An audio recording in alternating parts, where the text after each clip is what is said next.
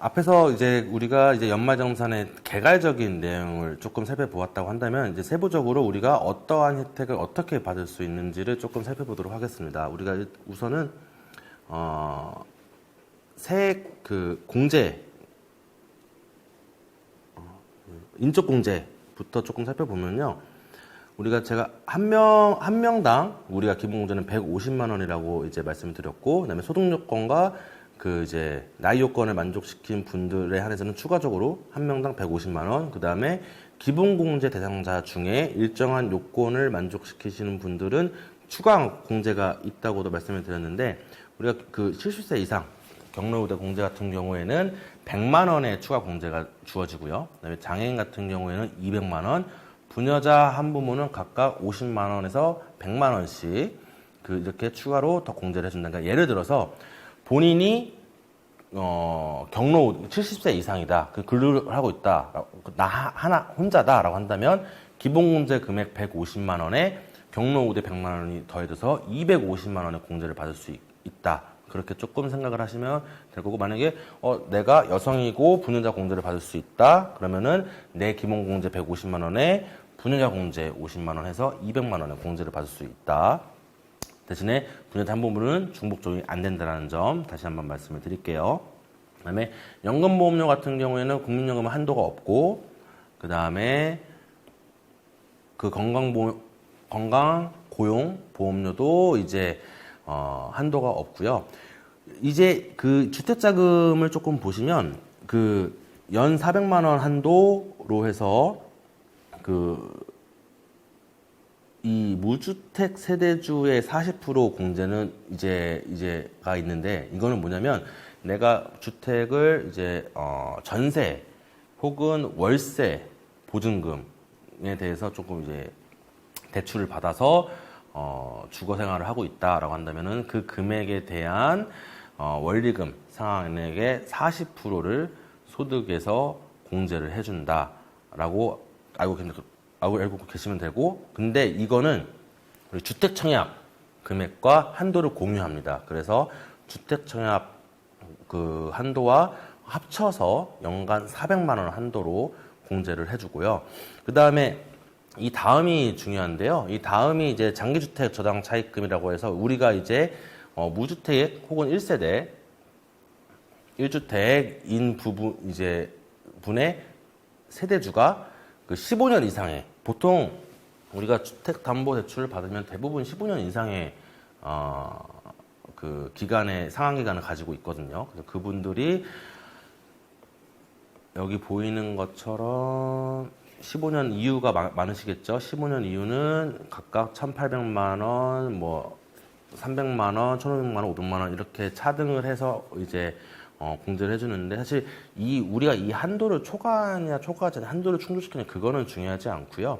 우리가 이 관련돼서 주택 그 자금 담보대출을 받아서 상환을 하고 있으면은 이 자료도 연말정산 자료에 꼭 포함이 되어야 된다 정도만 기억을 해두시고, 다시 한번 말씀드리지만 주택을 구입할 때 이제 받으신 융자에 대해서만 적용이 된다라는 점, 그 내용은 이제 세부 설명이 없기 때문에 간혹가다 좀 나중에 뭐 주택 구입하고 1, 2년 후에 대출을 받아서 좀 이제 연말정산 때 소득공제를 요청하시는 분들이 있는데, 그런 분들은 아쉽게도 소득공제에서 제외가 된다. 그다음에 기부금 같은 경우에는 제가 아까 이제 그 못 쓴다고, 그러니까 그 해에 한도가 초과해서 다 사용하지 못하는 경우도 있다고 했는데요. 그 한도가 이제 10년 동안 이월이 된다는 점, 이건 자동으로 좀 관리가 되는 부분입니다. 같은 회사에서 계속 근무를 하게 된다면. 그 다음에 우리가 개인연금저축 같은 경우에는 이제 연간 72만 원의 한도로 이제 소득 공제를 해주고, 이거는 연말정산 그 홈택스 자료로 충분히, 간소화 서비스 자료로 충분히 자료 제출이 가능하고, 이 소기업 소상공인 공제는 우리 근로자분들하고는 조금 관련이 없고요. 그 사업주 분들이 이제 하는 건데요. 간략하게 설명을 드리자고 한다면, 우리 근로자분들은 회사를 근무하다가 퇴직을 하게 되면은 이제 퇴직금이라는 거를 받으시게 되는데, 사업주분들은 이제 퇴직이 없죠. 그러니까 폐업 하게 되면은 이제 퇴직금을 수령을 하는 그런 경우가 아니라서 그 퇴직금과 비슷한 그냥 목적과 개념으로 노란우세 공제라는 이제 그 소상공인 공제 부금을 이제 운영을 하고 있고, 거기에 이제 납입하는 금액의 일정한 금액을 한도로 이제 소득공제를 해준다라고 알고 계시면 될 것 같고, 여기 보이는 이 주택만원 저축이 이제 그 청약저축이라고 생각을 하시면 될 것 같습니다. 이거랑 아까 우리 주택 임차 그 보증금에 대한 뭐 그 임차 상한액과 한도를 같이 쓴다. 그 다음에 이제 우리가 조금 많이 볼 수 있는 소득공제가 이제 이 신용카드 소득공제인데요. 신용카드 소득공제는 신용카드는 15%, 그 다음에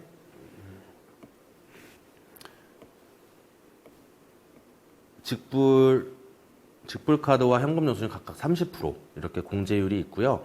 그 다음에 여기 보시는 것처럼 우리 문화생활, 전통시장, 대중교통은 이제 30%, 뭐 40%, 50% 각각 이런 좀 율이 있는데, 이건 추가로 더 해주는 공제라고 보시면 되고, 근데 여기 보시면 알겠지만 이 7천만 원 이하인 분들은 한도가 소득공제가 300만 원이고요.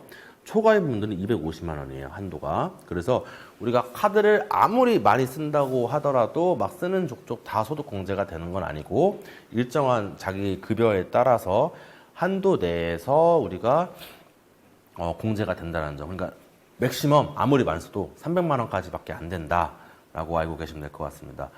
그 다음에 우리가 우리사주 조합은 보통 우리사주를 운영하는 회사에서만 해당이 되고, 이거는 사실 회사 사측에서도 충분히 데이터가 있기 때문에 이거를 뭐 따로 준비하실 거는 없어 보이고요.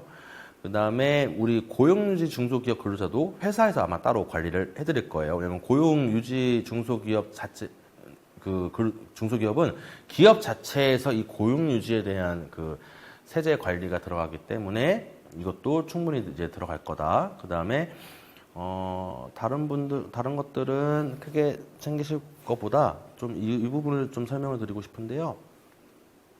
우리가 세액 감면이 있어요. 우리가 근로자분들은 사실 세액 감면이 많지가 않아서 대표적인 거 하나가 있는데요. 우리가 중소기업에 취업한 분들이 이제 소득세 감면을 해줍니다. 중소기업에 취업한 분들의 특히 청년분들은 그 34세 이하의 청년분들은 그 감면율이 매우 높아요. 그 23년 기준으로는 이제 감면율이 90%. 그러니까 내가 만약에 세금을 100만 원을 내야 된다라고 한다면, 근데 청년이고 중소기업에 취업을 했다라고 한다면은 10만 원만 내면 되는 90% 감면을 조금 이제 볼 수 있고요. 그다음에 우리 그 고령자 60세 이상인 분들도 해당이 되고, 그다음에 장애인 분들도 해당이 되고, 그다음에 경단 여성분들, 그러니까 우리 그 청년 여성분들 중에 이제 직장 생활을 하시다가 출산 때문에 뭐 퇴사를 하셨다가 다시 이제 구직 활동을 통해서 재취업을 하신 분들 같은 경우에도 중소기업 취업자에 한해서 소득세 감면을 해준다. 다만 한도는 연간 세액으로 200만 원이다. 그 다음에 이 근로소득 세액공제는 회사에서 알아서 좀 적용을 해주는 부분이어서 따로 챙기실 부분은 없고요. 여기 보이는 이제 그 자녀분들은 우리가 이제 보통 기본공제 대상자 등본을 제출을 할 때 다 적용이 되기 때문에, 기본공제 대상자분들은 이제 두 명까지는 이제 한 자녀당 15만 원, 그 다음부터는 30만 원. 그러니까 첫째 15만 원, 둘째 15만 원, 셋째 30만 원, 넷째 30만 원, 쭉 30만 원 이렇게 세액에서 공제를 해준다. 그 예를 들어서 우리가 자녀가 3분이다라고 한다면은 이 자녀 3분으로 인해서만 세금이 60만 원, 지방세까지 포함하면 66만 원이겠죠. 66만 원이 세액에서 좀 감해지는 절세 효과가 있다. 그다음에 이 연금 계좌는 우리가 그 사적연금을 말을 하는 거고요. 사적연금에 우리가 납입을 하게 됐을 때 급여 수준에 따라서 600만 원 혹은 여기 900만 원이 적혀 있는데, 이 900만 원은 그 연금저축과 퇴직연금의 합산 한도액입니다. 그래서 연금저축만 했을 때와 퇴직연금저축만 했을 때, 그다음에 둘이 같이 했을 때 한도가 조금 상이한데 사실 이 한도를 뭐 억지로 채우시기보다는 저 개인적인 생각으로는 우리가 그냥 미래를 준비하는 좀 장기적인 저축이라고 생각을 하시고 내가 저축하고 싶은 내 플랜에 맞는 저축을 하시되 이왕하는 거 절세 효과까지 있게끔 연금 계좌라든지 퇴직연금을 가입을 한다라는 식의 접근이 조금 더 효율적이지 않을까라는 좀 개인적인 생각을 해봅니다. 그리고 우리 보험료 같은 경우에는 이제 보장성 보험료 같은 경우에는 우리가 납입한 금액의 12%를 해주고요. 12%인데 이 한도가 100만 원이에요. 그러니까 12%가 100만 원이 아니라 총 한도 100만 원에 납입한 보험료에 12%를 해주는데 납입한 보험료를 얼마까지 인정해주느냐 100만 원까지 인정해주겠다라는 말입니다. 다시 말해서 50만 원, 그러니까 연간 1년 동안 납입한 보험료가 50만 원인 분은 6만 원을 이제 세액 공제를 받으실 거고 100만 원을 하신 분은 12만 원을 받겠지만 그 200만 원 하셨다고 해서 24만 원이 되는 게 아니라 200만 원 하신 분들도 100만 원 초과된 부분은 무시하기 때문에 12만 원의 세액 공제만 받을 수 있다. 대신에 우리 장애인 전용 보장성 보험이 있는데요. 장애인 전용 보장성 보험은 12%에서 한도가 15%로 늘어난다. 공제율이. 그다음에 의료비 같은 경우에는 본인한테 드는 의료비는 전액 다 이제 지급이 되고요. 공제가 되고요. 그다음에 부양가족은 우리가 아까 소득 요건, 나이 요건 보지 않는다고 했죠. 일정한 한도를 가지고 이제 세액에서 공제를 해주는데 다만 그게 있어요. 의료비를 지출하는 금액이 총 금액이 우리 총 급여액의 3%를 초과해야 됩니다. 다시 말해서 내가 병원을 갔다고 할지라도 내 연봉의 3% 미만의 의료비만 지출했다고 한다면 의료비 세액 공제는 적용되지 않는다는 거. 그러니까 내가 너무 건강해서 병원 갈 일이 거의 없었다라고 한다면 사실상 의료비 세액 공제를 받을 거는 없다라고 생각을 하시면 되고 대신에 다른 부양 가족들의 의료비를 이제 사용할 수 있으니 그거를 꼼꼼히 챙기시는 게 오히려 포인트다. 그리고 우리 교육비 같은 경우에는 여기 보시면 대학 입학 전형로, 뭐 수능 응시료 이런 것도 있는데 우리 대학생들 교육비, 그러니까 교육비라고 하면 등록금이 되겠죠. 등록금들을 이제 한 명당 900만 원까지 900만 원을 하면은 이제 세액이 아니라 등록금 900만 원까지 한도로 해서 우리가 교육비에서 세액 공제를 해주고 이 교육비는 우리 뭐 자녀분들 혹은 뭐 부모님 뭐 본인 교육비도 포함이지만 이 근로 생활을 할 때 직접 지출한 교육비가 아니라고 할지라도 학자금 대출 상환이라든지 그런 부분도 교육비로 지출을 하는 것으로 본다. 그 다음에 우리가 뭐 초등학생들 뭐 방과후 수업, 뭐 유치원, 이제 뭐 학원비, 이제 이런 것들도 다 교육비 세액 공제가 되는데 다만 이 뭐 학원비라든지 체육시설 수강료 이제 이런 부분 같은 경우에는 현금 영수증을 받으시거나 카드 결제를 해주셔야지만 이제 자료가 반영이 된다라는 거를 좀 체크를 하셔야 될 것 같습니다. 그리고 이제 기부금은 사실 뭐 한도 뭐 전액 해주는데요. 한도 내에서 이제 전액 해주고 뭐 일정하게 뭐 한도가 초과되면 계속 이월이 되니까 기부 활동을 뭐 전부 다 하시는 건 아니고 본인의 하고 싶은 만큼 하시는 경우가 대부분이기 때문에 이거는 그냥 종교단체 하시는 분들만 따로 이제 기부금 영수증을 조금 수령을 하시는 거를 조금 체크를 해 놓으시면 된다.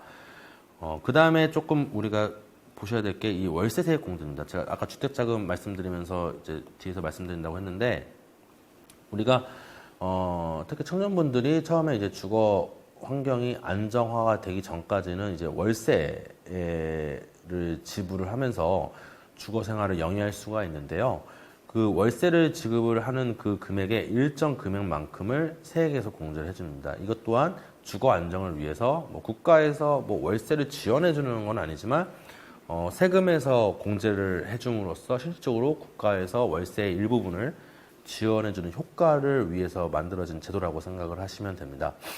이거는 총급액 7천만 원 이하 이신 분들이, 그러니까 연봉이 7천만 원 이하이신 분들이 무주택이셔야 되고요. 세대 주셔야 됩니다. 세대 주고 이제 그 우리가 또 거주하는 그 집이 아파트, 오피스텔, 원룸이 기준시가 4억 원 이하, 그러니까 조금 이제 너무 고가 주택은 안 된다 라는 말이고, 여기다가 납입하는 월세액의 15%를 공제해 주는데 연간 750만 원 한도로, 그러니까 이 750만 원은 세액이 아니라 월세액을 말합니다. 그러니까 월세액의 750만 원 한도로 15%를 공제를 해준다라고 보시면 될 것 같고, 다만 총급액이 5,500만 원 이하이신 분들은 17%로 공제율이 2% 상향되었다. 그래서 이 부분 서류 챙기는 것들은 지금부터 조금 설명을 드리도록 하겠습니다. 우리가 인적공제를 받으시려면 일단은 우리의 직계 좀비속 혹은 배우자임을 밝혀야겠죠. 혹은 형제 자매이거나. 그래서 주민등록 등본을 첨부를 조금 해주셔야 되고, 우리가 등본상에 있지 않은 부양가족이 있을 수 있는데요. 예를 들어서 뭐 배우자랑 주거 형평상 별거를 하고 있다거나, 혹은 뭐 부모님이 주거 형평상 별거를 하고 있는 경우에는 가족관계 증명서로 그게 증명이 됩니다. 가족관계 증명서를 발급을 받으면 관계가 어떻게 나오냐면, 그 발급받는 사람 기준으로 직계 존속과 직계 비속과 딱 배우자까지만 나옵니다. 그래서 그 본인의 가족관계 증명서를 발급을 받으면 그 형제 자매를 제외하고는 그 이제 대부분 다 부양가족 관계 사실이 이제 입증이 된다라고 알고 계시면 되고, 그다음에 이거는 꼭 그 뭐 주민센터로 가셔도 되지만 뭐 정부24를 통해서도 간단하게 본인 인증을 통해서 발급을 받을 수 있어서 온라인으로도 충분히 발급을 받을 수 있어서 그렇게 어려운 작업은 아닐 거라고 생각이 됩니다. 그다음에 입양자가 혹시 있으신 분들은 입양 사실 확인서나 입양 증명서를 첨부를 하셔서 입양자임을 증명하고 기본공제 인적공제를 받으시면 되고, 그다음에 장애인 분들 같은 경우에는 이제 그 장애인 증명서가 혹은 복지카드 이렇게 있으실 거예요. 장애인 분들은 그렇게 이제 좀 발행을 받으시고, 여기서 좀 이제 챙기셔야 될 거는 그 제가 아까 설명드린 그 중증 질환자분들 있죠. 중증 질환자분들은 의료기관에서 이제 발급받는 중증 질환자 확인서가 있어요. 그래서 중증 질환자 확인서를 받으시면은 그 중증질환 그 치료 기간 동안만큼은 장애인이 받을 수 있는 혜택들을, 세법상 받을 수 있는 혜택들을 받을 수 있다. 그래서 그거는 의료기관에서 발급을 받을 수 있다. 그 다음에 우리 그 주택자금 같은 경우에는 이제 차입금 같은 경우에는 그 상한 명세서가 필요합니다. 상한 명세서를 금융회사를 통해서 조금 이제 발급받을 수 있고, 우리가 주택 차입금이 꼭 금융회사가 아니라 개인 간의 차입금도 있을 수 있는데 뭐 대부분 엄청 드물겠죠. 그리고 왜냐하면 이거를 받으려면 15년 이상의 상한기간이 있어야 되기 때문에 개인 간의 거래가 15년 이상이 있는 경우는 거의 극히 드물어서 그냥 이 정도는 참고만 하시면 될 것 같고, 그 다음에 장기주택 저당 차입금도 금융회사를 통해서 그 관련된 내용들을 첨부하셔서 그 회사에 제출을 하시면 됩니다. 그다음에 연금저축은 이건 연금저축하고 주택마련저축도 주택마련저축은 홈택스로 조회되지 않는 경우가 왕왕 있어서 그 우리가 매월 일정한 금액을 일정한 날에 납입을 하실 텐데, 그 납입 내용 통장 사본 같은 거를 이제 제출을 하시면 되고, 연금저축 같은 경우에는 홈택스로 조회가 가능한데 혹시라도 조회가 되지 않는다면 납입 증명서와 통장 사본을 첨부를 하시면 다 반영이 되고, 월세 같은 경우에는 반드시 이제 있어야 될 게, 우리가 무주택자임은 우리가 뭐 증명을 할 수가 없고요. 따로 증명하는 게 아니고 그거는 이제 다 그 내부 시스템으로서 이제 그건 걸러지는 것이고, 본인이 세대주임을 증명해야 되면 등본, 그 다음에 임대차 계약서가 있어야 되고, 월세 지급된, 그러니까 통장 이체, 보통 계좌 이체 많이 하시죠. 계좌 이체를 하는 그런 증명이 있어야 됩니다. 그래서 월세를 지불을 하실 때 현금을 이렇게 주시는 경우 거의 없지만 혹시나 있다라고 할지라도 그렇게 하지 마시고 통장으로 다 기록을 남기시면 우리가 이제 이렇게 월세 세액공제를 받을 수 있으니까 이렇게 좀 세 개를 좀 꼼꼼히 챙기시는 게 좋을 것 같습니다. 기부금은 뭐 다른 영수증은 뭐 정치자금 영수증은 그 정당에서 정말 잘 제출을 합니다. 이건 잘 제출하기 때문에 이거는 따로 이제 그렇게 받으실 필요는 없을 것 같고요. 그 기부금 영수증을 종교단체 거에 한해서 종교단체는 이제 조금 누락되는 경우들이 왕왕 있어요. 인적 사항들이 누락되는 경우가 있어서 누가 얼마의 기부금이 있었는지 매칭이 어렵기 때문에 조회가 안 되는 경우가 있어서 이거는 이제 본인의 종교단체에 요청을 하셔서 기부금 영수증을 수령하셔야 되고 기부금 영수증을 그냥 일반 영수증처럼 발행하는 게 아니라 기부금 영수증을 정식으로 발행할 수 있는 종교단체여야 합니다. 그러니까 기부금 영수증을 발행할 수 있는 종교단체는 과세관청에 다 인허가를 받고 등록이 되어 있는 단체거든요. 그런 단체여야만 기부금 영수증을 받을 수 있고 그런 기부금 영수증을 발행이 불가능한 종교단체는 아무리 영수증을 기부금이라고 쓰시더라도 받을 수가 없다. 왜냐하면 이 기부금 영수증에 그 종교단체의 모든 고유번호라든지 그런 정보들이 포함이 되고 그걸 등록해서 제출을 해야 되기 때문에 사실과 다르거나 누락되는 부분이 있으면 이 기부금 영수증은 효력이 없다. 그래서 정리하자면 기부금 영수증을 발행할 수 있는 종교단체에 한해서만 이 기부금 세액공제 혹은 소득공제가 인정이 된다라는 거. 그다음에 의료비는 사실 우리가 일반적인 의료기관에서 하는 것들은 대부분 다 홈택스로 조회가 가능합니다. 그리고 의료비에서 하나 조금 아셔야 될 거는 우리가 의료비를 쓰거나 할 때 그 실손 보험을 청구를 해서 보험료를 받는 경우가 있어요. 그러면은 그 수령하는 보험금만큼은 우리가 지불한 의료비에서 차감이 되어서 계산을 해서 우리가 생각하는 의료비보다는 조금 더 덜 반영될 가능성은 있다. 실손 보험금을 수령하시는 분들은. 근데 실손 보험금을 수령한 그 금액까지조차도 홈택스 간소화 서비스를 통해서 조회가 가능합니다. 교육비도 마찬가지로 조회가 가능한데 이 의료비든 교육비든 내가 쓴 금액이 맞냐 틀리냐도 조회는 충분히 가능하니 본인 외에 다른 부양 가족의 의료비, 교육비가 같이 조회가 됐는지 안 됐는지를 그 서류를 한번 체크해 보시는 게 더 중요한 과정이라고 생각을 합니다.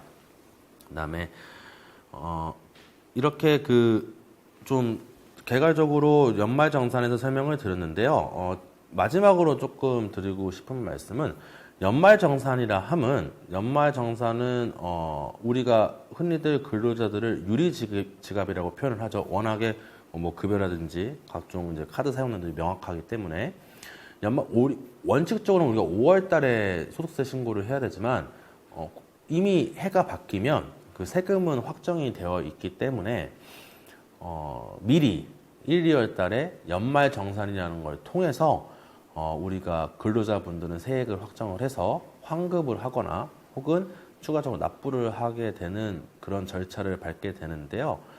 두 가지 부분은 조금 정리해서 말씀을 드리고 싶어요. 첫 번째는 연말정산이라고 하면 말 그대로 정산입니다. 정산이기 때문에 연말정산이 곧 환급 혹은 내가 돈을 받는 행위는 아니라는 점이에요. 이게 무슨 말이냐 하면 우리가 매달 급여를 받을 때 그 세후 금액이라고 표현을 하는 그거에 있어서 세전금액과 세후 금액의 차이는 결국엔 사회보험료와 원천세, 그러니까 소득세와 지방세의 차이인데요. 이 미리 떼가는 원천세가 누적이 되어 있을 거예요. 예를 들어서 매달 10만 원씩 원천세를 떼갔다라고 한다면 1년 동안 나한테 떼간 게 120만 원 정도가 되겠죠. 근데 제가 처음에 말씀드렸다시피 같은 같은 직장에 같은 기간 동안 같은 급여를 받는다고 할지라도 사람마다 세금이 다 달라서 연말정산이라는 걸 통해서 내 최종적인 세액을 확정을 시키는 거예요.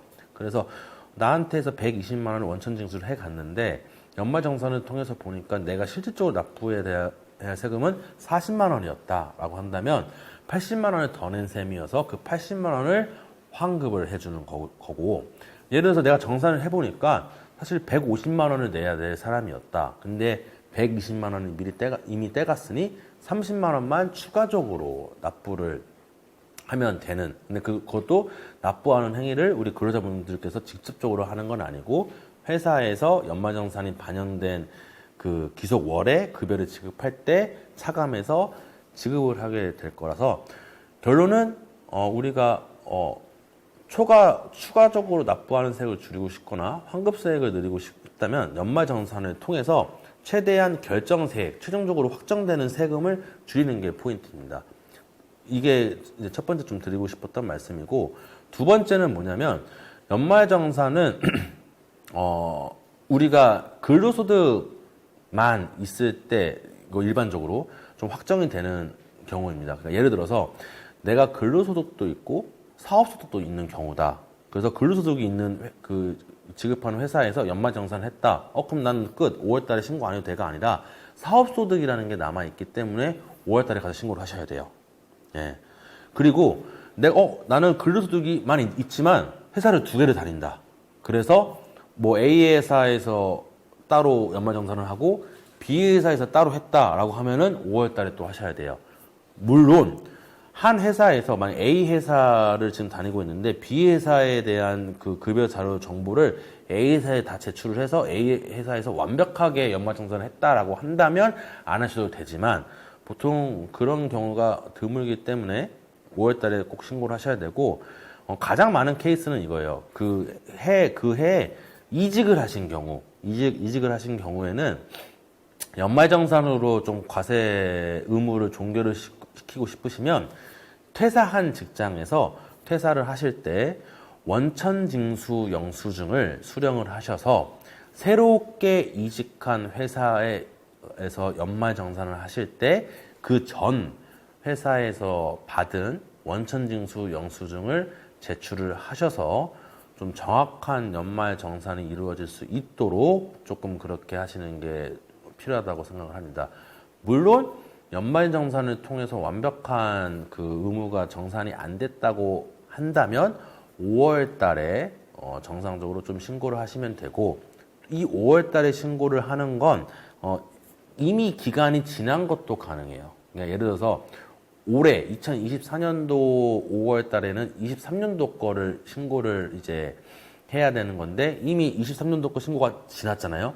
지금도 할 수 있어요. 이거는 최대 5년치까지 할 수 있어요. 그러니까 지금 뭐 22년, 23년, 21년도 것도 지금 만약에 내가 신고가 잘못됐다라고 한다면 나 그래서 세금을 더 많이 낸 것 같다라고 한다면 다시 신고를 할 수 있고, 이거는 경정 청구라는 걸 통해서 내가 추가적으로 연말정산 때 챙기지 못한 데이터를 가지고 반영을 해서 나 이거 그때 그때 제대로 반영하지 못해서 세금을 더 낸 것 같으니 차익만큼 돌려주세요 라는 구제 절차를 할 수 있고, 그거를 경정 청구라 하고 이거를 최대 5년 분까지 가능하니까 이 부분도 알고 계시고, 지나간 걸지라도 한번 꼼꼼히 한번 다시 살펴보시고 제대로 반영되었는지, 그 반영되어 있는지 여부는 우리 홈택스 개인정보 공인서 로그인 하시면 지나간 연말정산 내역들이 다 보여요.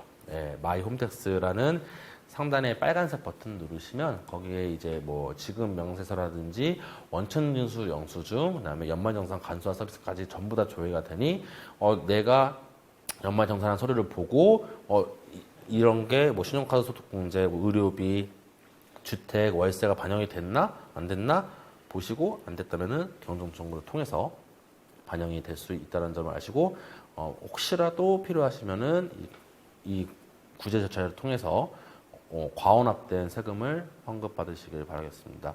연말정산은 이 정도 아시면은 정말 충분하다고 생각하고, 여기서 하나 마지막으로 드리고 싶은 말씀은 그냥 모르면 가까운 그 주변에 그 세무 조세 전문가분들한테 문의를 하시면은 친절하게 다 설명을 해주실 거라 생각하고 회사 측에 문의를 하셔도 친절하게 설명해 주실 거라 생각합니다. 감사합니다.